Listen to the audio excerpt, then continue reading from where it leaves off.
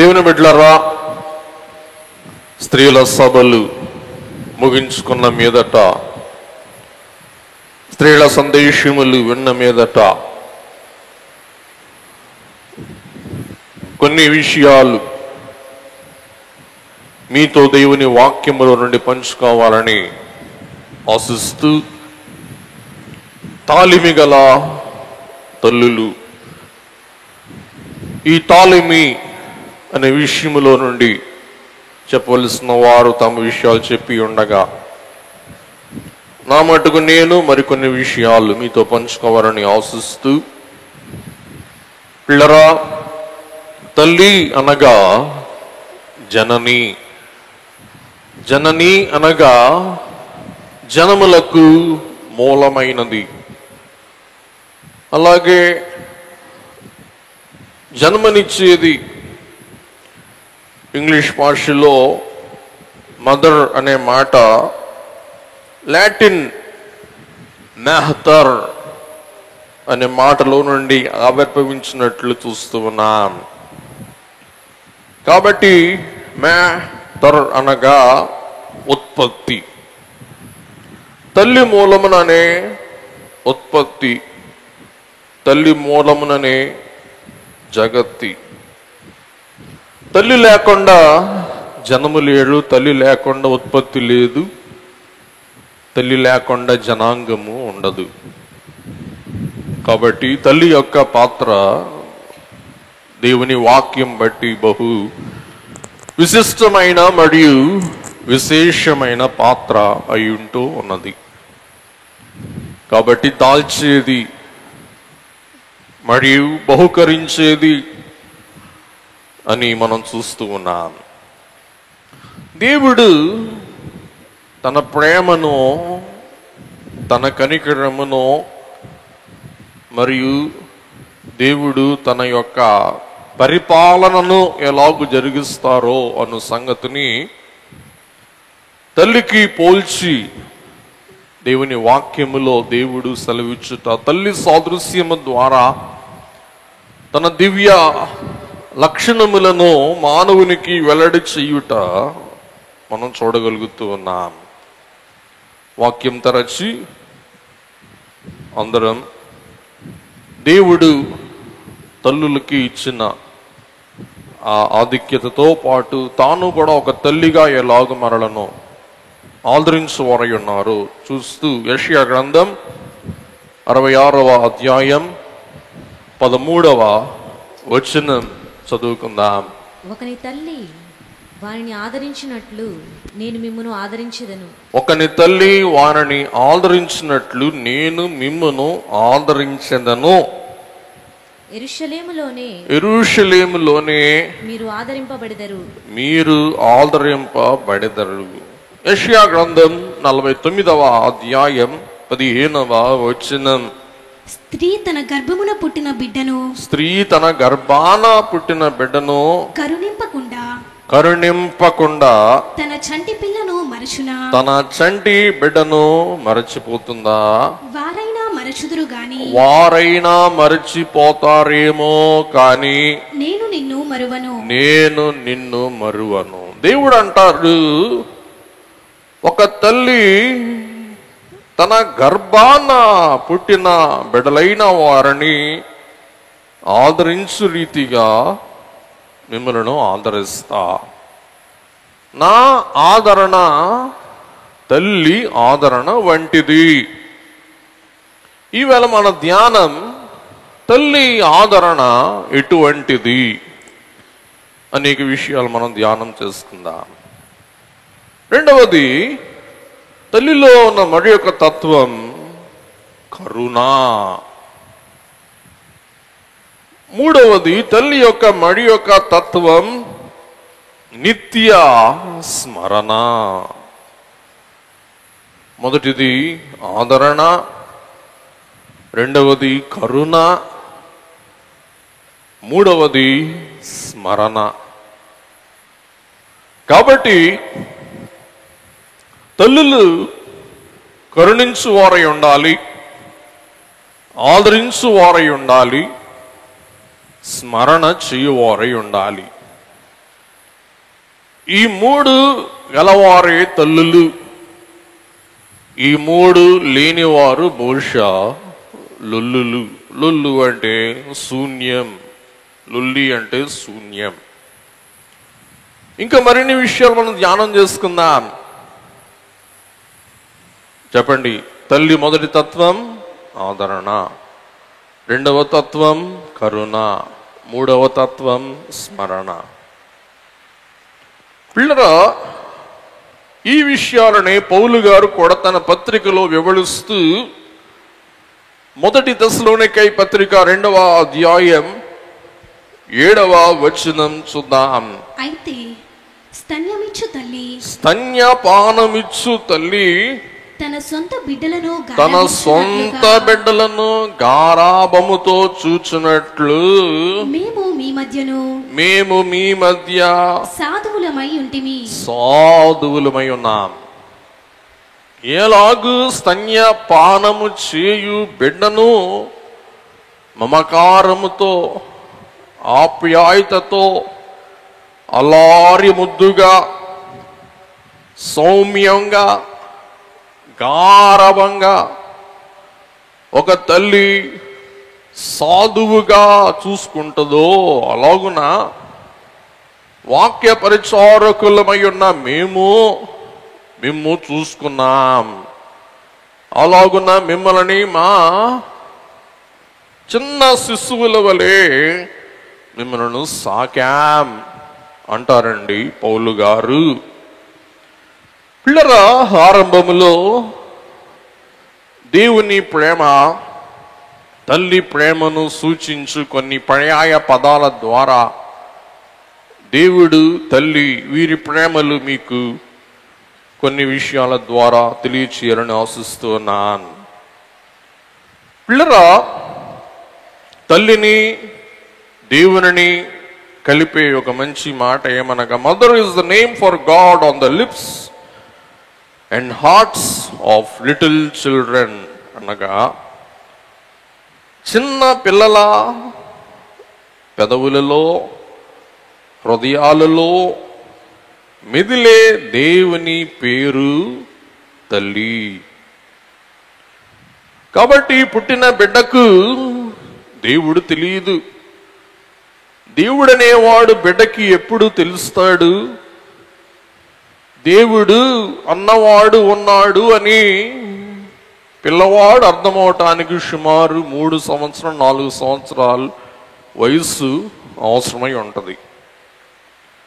దేవుడు అనే గ్రహింపు బిడ్డకు కలుగక మునుపు చిన్న పిల్లల పెదవులలో, చిన్న పిల్లల హృదయాలలో మెదిలే దేవుడే ఎవరంట? చెప్పండి, తల్లి. గమనించండి, దేవుని అర్థం చేసుకున్నప్పుడు అర్థం కానంత కాలం అర్థం కాని బిడ్డకు దేవుడు ఎవరు? మాట్లాడండి. తల్లి.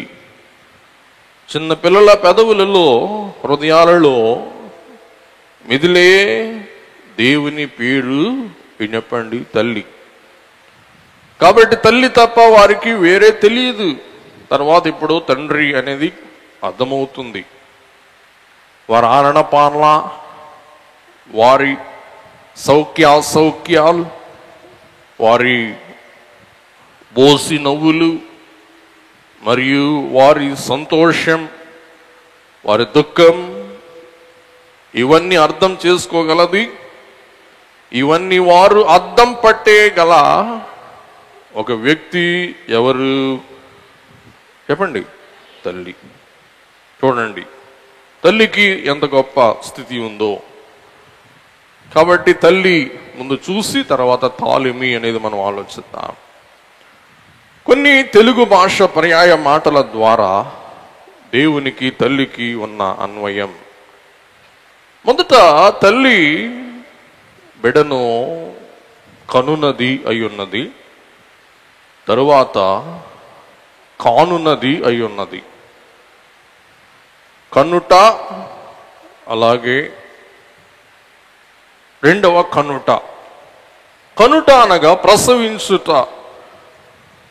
మొదట తల్లి బిడ్డను ప్రసవించిన బిడ్డను కన్నుట అనగా చూచుట.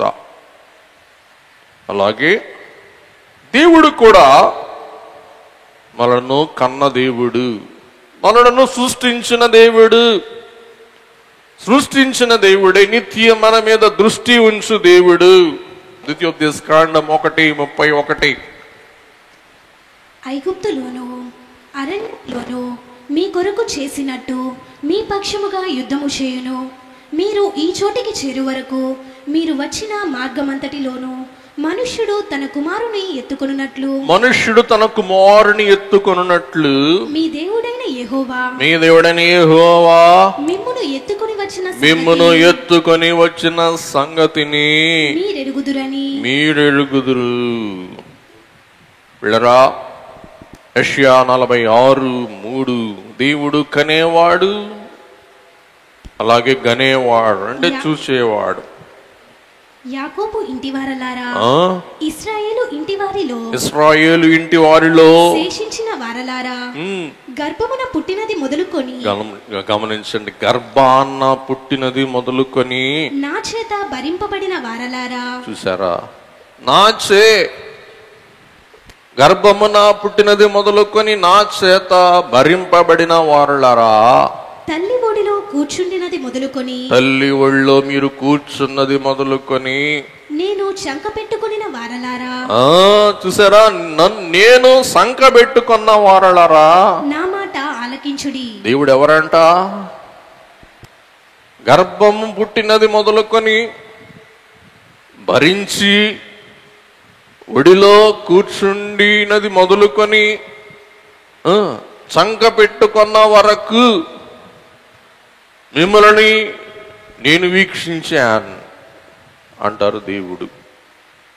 అంటే గర్భం తర్వాత భరించటం, కూర్చోవటం, సంకనెత్తుకోవటం. కాబట్టి దేవుడు మనందరినీ సృష్టించిన దేవుడు, అలాగే తల్లి వలె దృష్టించుచు ఉన్న దేవుడు. మరి ఒక అంశం మనం చూస్తే, తల్లి పోషించినది మరియు పరిరక్షించినది.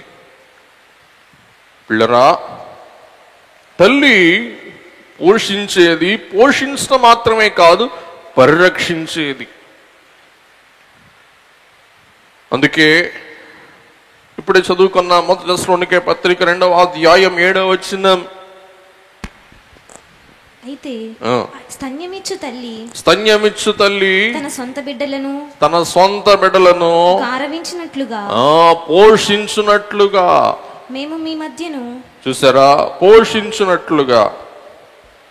రెండవది, దేవుడు పరిరక్షించువారు, మన పోషకుడు, ఆయన మన పరిరక్షకుడు. యోహాన్ సువార్త 6వ అధ్యాయం 35వ వచనం, అందుకు యేసు వారితో ఇట్లనెను, జీవాహారము నేనే, నా యొద్దకు వచ్చువాడు ఏ మాత్రము ఆకలి కొనడు. నా యందు విశ్వాసముంచువాడు. దేవుని బిడ్డలారా, ఈవేళ మనం అందరం భుజించేది జీవమునకైన జీవాహారం. మూడో అంశం మనం చూస్తే, తల్లులు మోయువారు, మోసుకొని పోవువారు. మొదటి రాజులు 3:26, యెషయా 40:11, గొర్రెల కాపరి వలె ఆయన తన మందను మేపేవాడు. తన బాహువు చాపి గొర్రె పిల్లను కూర్చి రొమ్మున ఆనించుకొని మోయును. పాలిచ్చు వాటిని ఆయన మెల్లగా నడిపించును. దేవుడు మోసే దేవుడు, కాసే దేవుడు, మోసుకొని పోయే దేవుడు, కేర్ అండ్ క్యారీ. మరి ఒక అంశం ఏమనగా, దేవుడు ఫర్గెట్ అండ్ ఫర్గివ్ దేవుడు మన్నించు దేవుడు. దేవుడు మన అతిక్రమములను మన అపరాధములను మన్నించు దేవుడు, మరచు దేవుడు. మన తప్పిదములు, మన పాపములు, మన అపరాధములు, మన అయోగ్యతలు మన్నించే దేవుడు, వాటిని మరిచిపోయే దేవుడు. దేవుని బిడ్డలారా, దేవుడే మన పాపాలు మన్నించకపోతే, మరువకపోతే మన మనుగడే ఉండదు. మన పాపముల విషయమై మనకు తీర్పు తీర్చక కృపతో మనలను కనికరింపకపోతే మనం ఏనాడో మంటి నాకేవారం. హెబ్రీ పత్రిక 8వ అధ్యాయం 12వ వచనం. హెబ్రీ 8:12. వారి దోషముల విషయమై దయ కలిగి వారి పాపములను ఇక్కడ ఎన్నడనో జ్ఞాపకము చేసుకొనని ప్రభు సెలవిచ్చుచు ఉన్నాడు. పిల్లలు వారి యొక్క అవిధేయతను బట్టో, అమాయకత్వం బట్టో, అయోగ్యతను బట్టో ఏవేవో మాటలు తల్లులు అంటూ ఉంటారు. కాని పనులు వారు తెలిసియో తెలియకయో చేస్తూ ఉంటారు. వాటిని తల్లి ఏం చేస్తుంది? చూసి కూడా చూడనట్టే విడిచిపెట్టేస్తుంది. తల్లి యొక్క తత్వం మన్నించుట, తరువాత మరచుట. దేవుడు కూడా మన్నించు దేవుడు, పాపములను మన అయోగ్యతలను మరచిపోవు దేవుడు. దేవుని వాక్యమే సూచించింది. మరి ఒక అంశం, దేవుడు సాకే దేవుడు, స్వస్థపరిచే దేవుడు. యెషయా గ్రంథం 66వ అధ్యాయం 13వ వచనం. ఒకని తల్లి వానిని ఆదరించినట్లు నేను మిమ్మును ఆదరించెదను. పట్టుకొంట, ఓదార్చుట, ధైర్యపరచుట. కీర్తనలు 147:3. గుండె చెదిరిన వారిని ఆయన బాగు చేయువాడు, వారి గాయములు ఆయన కట్టువాడు. మరి ఒక అంశం చూస్తే, కనిపెట్టు తల్లి, కొని పెట్టు తల్లి. తల్లి పని కొని పెట్టుట మరియు కనిపెట్టుట. Watch and wait. బిడ్డలైన వారిని నిత్యం దృష్టించుట. సామెతలు, గుణవతి అయిన అరుదైన వివేకము గల స్త్రీ. సామెతలు 31:27. ఆమె తన ఇంటి వారిని బాగుగా కనిపెట్టును. ఆమె తన ఇంటి వారి నడతలను బాగుగా కనిపెట్టును. పని చేయకుండా ఆమె భోజనము చెయ్యదు. ఆమె తన ఇంటి వారి నడతలను బాగుగా, చెప్పండి, కనిపెట్టును. రెండవది కొనిపెట్టును, కనిపెట్టుట. కాబట్టి దేవుని బిడ్డలారా, తల్లి ప్రేమించున్నది మరియు ప్రేరేపించున్నది.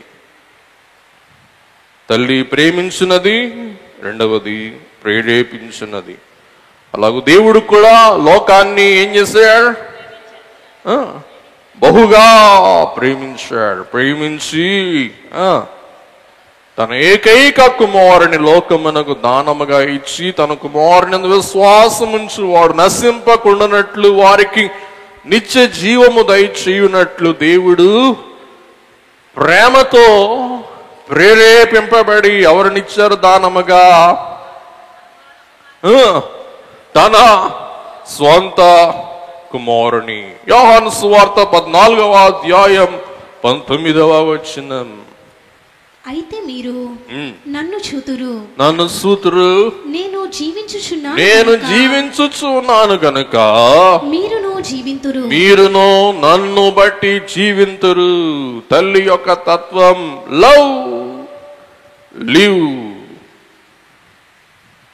ఒక బిడ్డ లివ్ అవ్వాలంటే తల్లి ఏం చేయాలా? లవ్ చేయాలా. తల్లి ప్రేమిస్తుంది, ప్రేరేపిస్తుంది. కాబట్టి ఒక తల్లి లేకపోతే బిడ్డ యొక్క జీవితం ఏమైపోద్ది? నిర్వీర్యం. లవ్ బట్టి లివ్. లివ్ అవ్వాలంటే బిడ్డకి ఏం కావాలా? తల్లి లవ్ కావాలా. ఇవాళ అవే మనం ధ్యానం చేసుకోబోతూ ఉన్నామన్నమాట అండి. దేవుని బిడ్డలారా, బిడ్డలైన వారిని తల్లి ఎలాగూ ఓదారుస్తుంది. ఒక చిన్న తల్లి కూతురుల మధ్య సంభాషణ మీతో పంచుకుంటాను. చక్కగా వినండి, సరదాగా వినండి. 4 ఏళ్ల ఒక చంటి బిడ్డను లైట్ ఆపేసి తల్లి పండుకోబెడుతుందంటండి. పండుకోబెడుతూ ఉన్నప్పుడు ఇంట్లో ఎవరు లేరు, తల్లి పిల్ల ఇద్దరే ఉన్నారన్నమాట. ఎందరికి తెలుసు తల్లి పిల్ల ఒకరికొకరు తోడు, ఒకరికొకరు అండదండలు అన్నమాట అండి. అప్పుడు లైట్ ఆపేసి బిడ్డను పండుకోమన్నప్పుడు బిడ్డ అంటుందంట, ఒంటరిగా చీకట్లో పండుకోవటం నాకు భయంగా ఉందమ్మా అంటూ ఉన్నప్పుడు, మరి తల్లి ధైర్యంగా ఉన్నట్టే ఉంటుంది, కానీ తల్లికి కూడా ఏముంది? భయం ఉంది. ఇంట్లో ఎవరు లేరని భయం ఉందన్నమాట. సరే, చక్కగా తల్లి బిడ్డను మనసు మీద పండుకోబెట్టి దుప్పటి కప్పేసినప్పుడు కిటికీలో గుండా చీకట్లో ఆకాశంలో చూస్తూ ఉన్నప్పుడు చక్కగా నిండు చంద్రుడు వెలుగుతున్నాడు అంటండి. అప్పుడు తల్లిని అడిగిందంట, అమ్మా, ఆకాశంలో కనబడే ఆ చంద్రుడు దేవుని బల్బా? దేవుని బల్బా అడిగిందంట. అడిగితే తల్లి చెప్పిందంట, అవునమ్మా. ఏం కూడా భయం ఉంది. అవునమ్మా, అది దేవుని బల్బు. అప్పుడు బిడ్డ భయం బట్టి అడిగిందంట, మమ్మీ దేవుడు కూడా పండుకునేటప్పుడు ఆ బల్బు ఆపేసి పండుకుంటాడా? దేవుడు కూడా పండుకునేటప్పుడు బల్బు ఆపేసి పండుకుంటాడా? ఎంత విచిత్రం చూడండి. చిన్నబిడ్డలైన వారు తెలివితే అట్లా అమోహమైనవి. అప్పుడు తల్లి అడిగిందంట, అమ్మా, దేవుని వాక్యం సెలవిస్తూ ఉంది, ఆయన కొనకడు, నిద్రపోడు, ఆయన నిత్యం ఎవరు కాపలాగాసేవాడు. కాబట్టి మన దేవుడు ఏం చేయడు? కొనకడు, నిద్రపోడు. అమ్మా, దేవుడు కొనకడు, నిద్రపోడు, అందుచేత లైట్ ఏం అవ్వదో, ఆరిపోదు అన్నప్పుడు ఈ బిడ్డ యొక్క ముఖం వెలిగిపోతూ ప్రకాశిస్తూ, దేవుని దీపాలు ఎప్పుడు ఏమవో ఆరిపోవు అన్నప్పుడు ఆ బిడ్డ అందంట, అవునా, అయితే ఆ చందమామను చూస్తూ తద్వారా దేవుడు మెలకువగా ఉండి నన్ను చూస్తున్నాడన్న ధైర్యంతో నేనేం చేస్తా? హాయిగా నిద్రపోతా. చూసారా? అదే మీరైతే ఏం చేస్తారు? డై నోరు మూసుకో, పండుకో, కళ్ళు మూసుకో,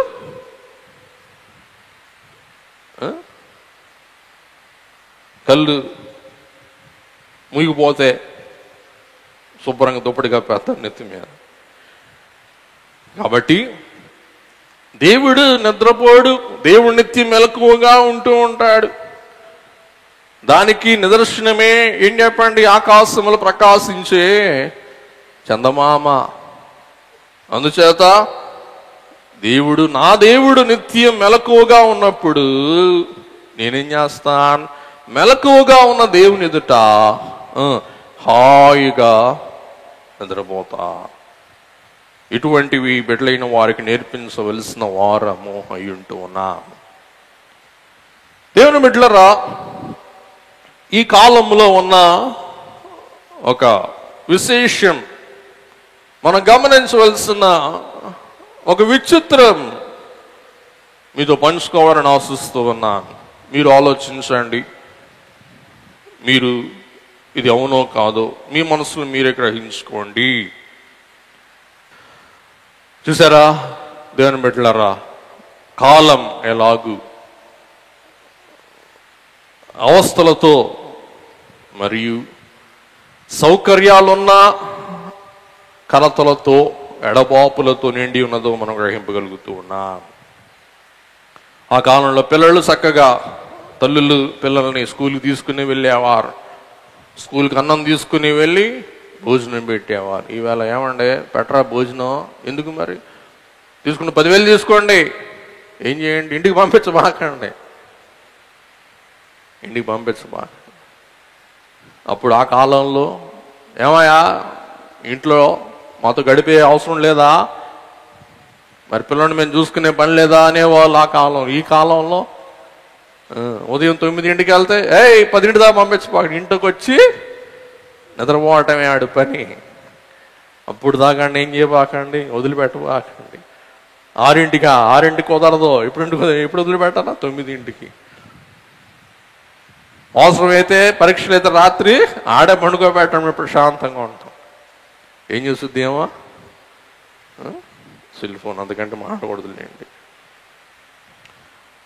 పిల్లరా ఒత్తిళ్ళు లేవు, పొరలు కొట్టే పని లేదు, పొయ్యిలు ఊదిలే పని లేదు. అయినా కానీ ఈవేళ టైం లేదు, తీరిక లేదు, ఇంట్లో పనులకి అవకాశం లేదు.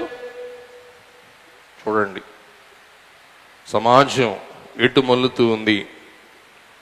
నారీమణులారా, స్త్రీలారా, తల్లులారా ఆలోచించండి. అంత మటు కాక ఏదేం తోటలో బోర్ ఊదిన సాతానే ఈవేళ ప్రతి స్త్రీ చెవిలో బోర్ అవుతున్నాడు. ఈ మొగుడు మాట వినాలా, దేవుడి మాట వినాలా, అత్తగారి మాట వినాలా, నీకంటూ స్త్రీగా వ్యక్తిత్వం లేదా, ఇండిపెండెంట్ కాదా? ఆవేళ ఏదైనా వనంలోకి సర్పం వచ్చాడు, ఊదాడు, ఇండిపెండెంట్ నువ్వు, మీ ఆయన తెంగరోడు, దేవుడు చెప్పిన మాట అన్నాడు, నువ్వు వినక్కరలా, ఈ పండు తింటే నువ్వేమైపోతావు, దేవత అయిపోతావు. అలాగునా నువ్వు మీ వంశానికి ఏమవ్వాలా, దేవత అవ్వాలా. నీకు ఇండిపెండెన్స్ లేదా, మీ ఆయన చెప్పింది అంటాం ఏంటి, మీ పిల్లల్ని చూసుకోవటం ఏంటి, నీ మట్టుకు నువ్వు సంపాదించుకో, నీ మట్టుకు నువ్వు పేటిఎం పెట్టుకో, నీ మట్టుకు నువ్వు బ్యాంక్ అకౌంట్ ఓపెన్ చేసుకో, నీ మట్టుకు నువ్వు స్కూటీ తోలు, నీ మట్టుకు నువ్వు కారు పెట్టుకో. చూసావా, దేవుడు ఈవేళ అందరికి ఏం నేర్పిస్తున్నాడు? అవ్వమ్మ చెవులో ఊదిన సాతానుడే ఈవేళ కూడా ఏం ఊతున్నాడు? అందరూ చెవులు ఊతున్నాడు. బోరా ఏంటి, స్త్రీకి ఏం కావాలా? ఇండిపెండెన్స్, ఎవరి మీద ఆధారపడకుండా ఒంటిగా బతకాల. ఆలోచిద్దాం. కాబట్టి సాతాను ఈవేళ టెక్నాలజీ, పిల్లరా సమాజమిక సంస్కృతి తారతమ్యం చేత అతలాకుతలం చేస్తూ ఉన్న సందర్భాలు మనం చూస్తూ ఉన్నాం. పిల్లరా దేవుని బిడ్డలంగా మరలా మనం వాక్యము ద్వారా, ప్రార్థన ద్వారా దేవుని తట్టు తిరిగి కుటుంబ విలువలేంటి, సమాజ విలువలేంటి అనేవి మనం నెమరు వేసుకొని ఆలోచింపవలసిన వారమై ఉంటూ ఉన్నాం. ముందుకు వెళ్దాం. దేవుని బిడ్డలారా, ఉయ్యాల ఊపే చెయ్యి, ప్రపంచాన్ని నియంత్రిస్తుందంటండి. It has been said that the hand that rocks the cradle controls the world. ఉయ్యాల ఊపే ఒక తల్లి కరం ప్రపంచమునే ఏం చేస్తుందంటండి? నియంత్రిస్తుంది. ప్రపంచాన్ని శాసించే హస్తం ఎవరి హస్తం చెప్పండి? ఒక తల్లి హస్తం. ఉయ్యాల ఊపే తల్లి హస్తమే యావత్ ప్రపంచాన్ని ఏం చేస్తుందంటండి? శాసిస్తుంది. గమనించండి, తల్లిగా మీరు లొల్లు అనుకోబాకండి. ప్రపంచ నియంత్రణ ఎవరి చేతిలో ఉందండి? తల్లి చేతిలో ఉంది. వాక్యములోకి వెళ్దాం. తీతుకు పత్రిక 2వ అధ్యాయం 2 నుండి 5 వచనాలు. దయచేసి ప్రతి వారు మీ వాక్య గ్రంథాలు తెరచి ఈ వాక్య భాగాన్ని వీక్షింపవలసిందిగా ప్రభువుని బట్టి ప్రేమతో మీకు మనవి చేస్తూ, తీతుకు పత్రిక 2వ అధ్యాయం 2 నుండి 5 వచనాలు. ఎలాగనగా వృద్ధులు మితానుభవము గలవారును, మాన్యులను, స్వస్థ బుద్ధి గలవారును, విశ్వాస ప్రేమ సహనముల యందు లోపము లేనివారునై ఉండవలెననియు, అలాగుననే వృద్ధ స్త్రీలు కొండెకత్తెలను మిగుల మద్యపానాసక్తులనై ఉండక ప్రవర్తన యందు భయభక్తులు గలవారై ఉండవలెననియు, దేవుని వాక్యము దూషింపబడకుండునట్లు, దేవుని వాక్యం దూషణ పాలవకుండునట్లు తమ భర్తలకు లోబడి ఉండి తమ భర్తలను శిశువులను ప్రేమించువారును, శిశువులను ప్రేమించువారును. శిశువుల పశువుల నాకు డౌట్ వచ్చింది.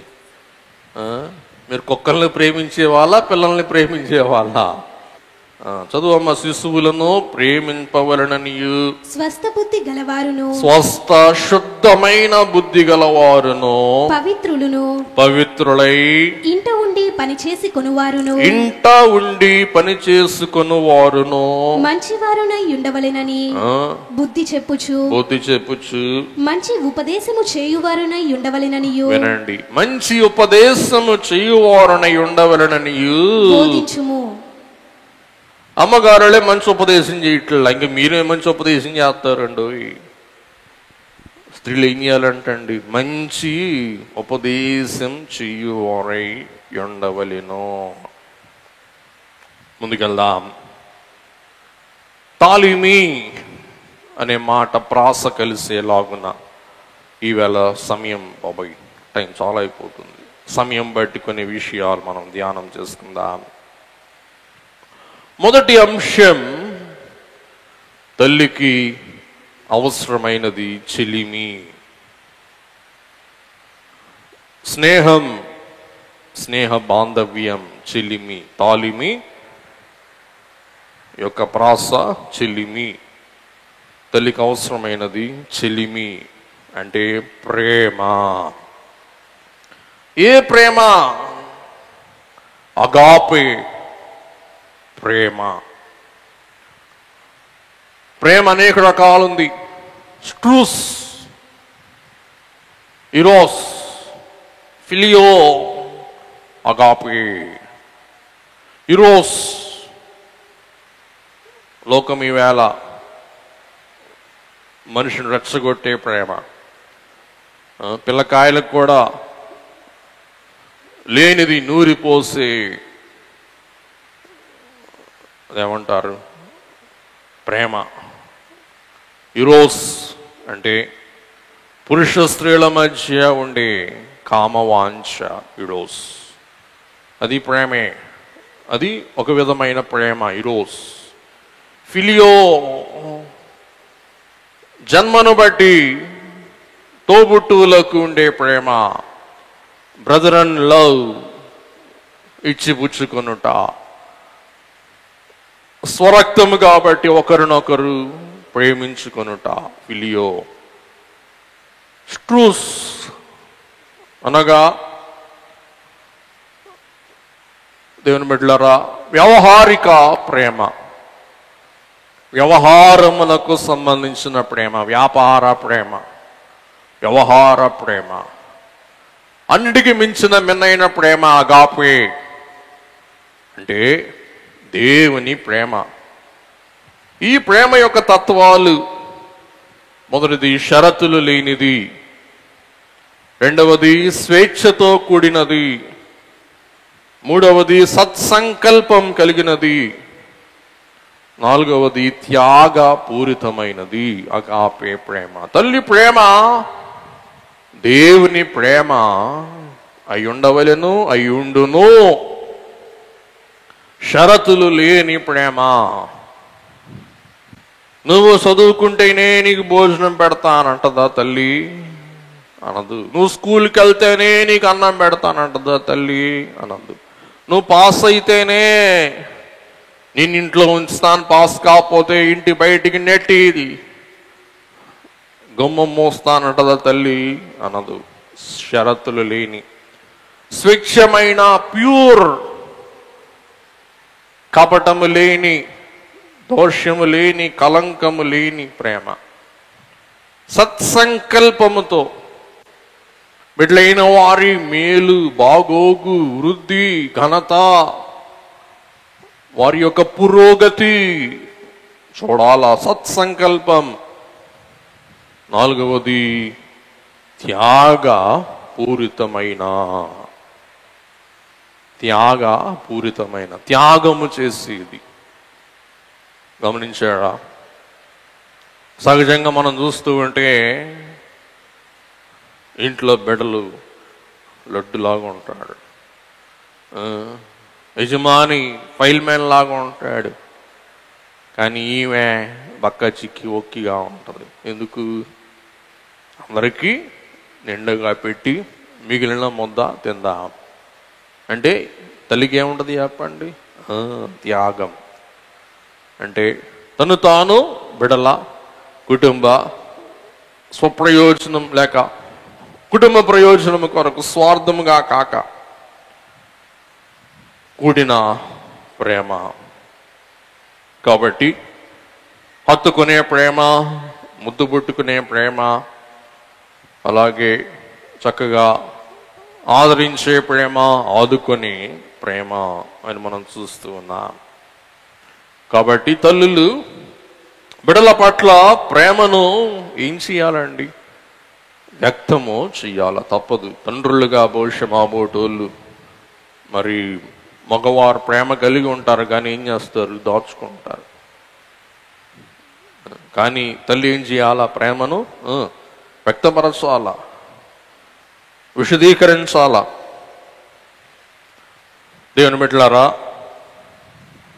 కొన్ని వాస్తవ వార్తలు మీరు చూస్తే, ఒక ఇంట్లో అంటండి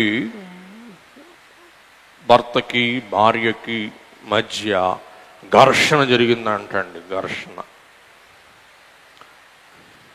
ఈ తల్లి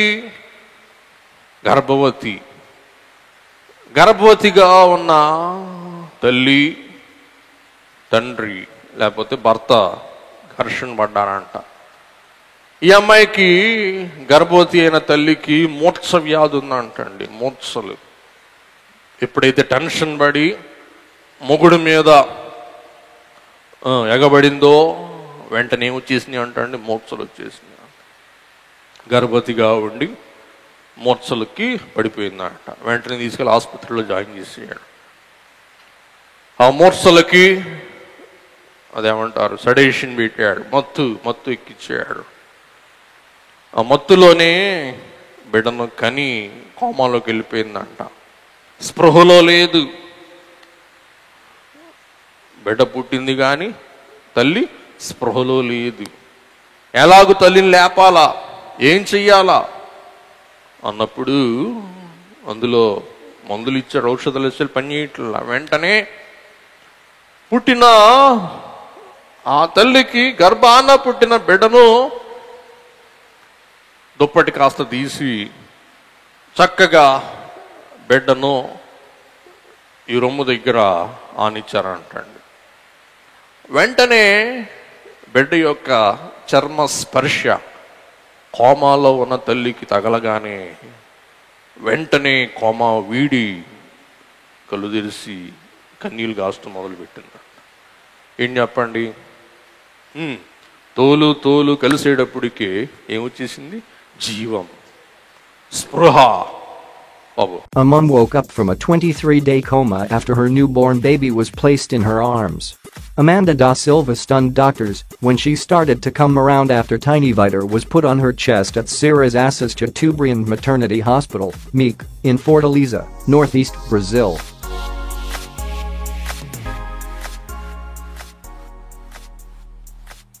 Tears immediately began to flow down the 28-year-old's cheek after she had skin-to-skin contact with her child. Mrs. Da Silva, a married mom of 3, said, "The first thing I remember was having Victor in my arms, seeing his little head and smelling his lovely scent.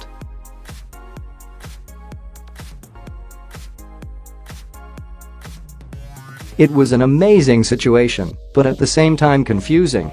I asked my dad if the baby was mine. I put my hand on my belly and realized I was no longer pregnant."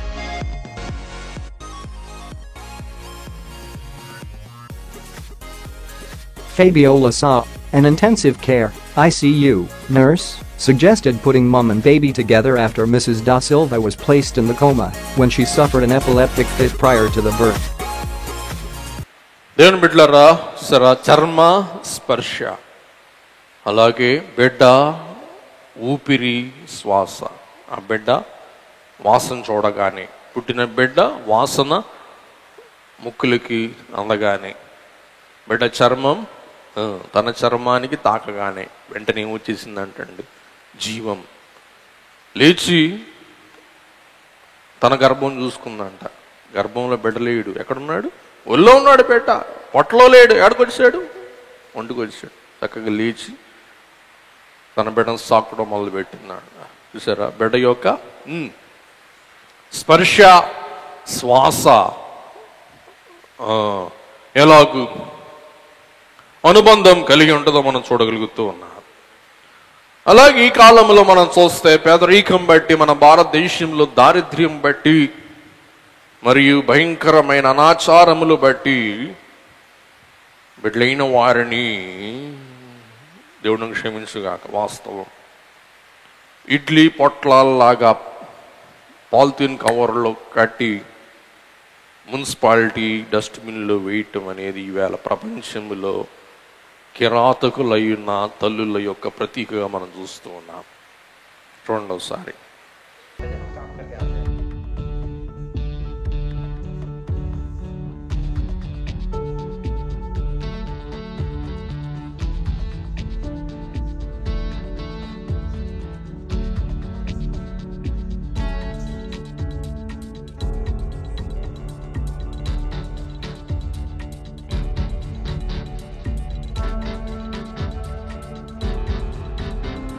Right. కాబట్టి ఢిల్లీలోనే ఇటువంటి జరిగినాయి. ఇంకా అమెరికాలో మనం చూస్తే scene భయంకరంగా ఉంటుంది, మీకు చూపించాలా.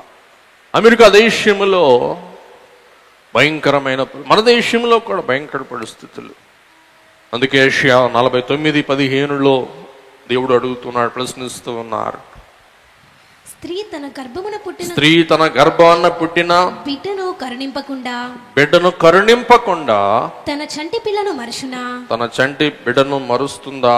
వారైనా మరుచుదురు గాని. చూసారా, మరిసిపోతూ ఉన్నారు, విడిసిపోతూ ఉన్నారు.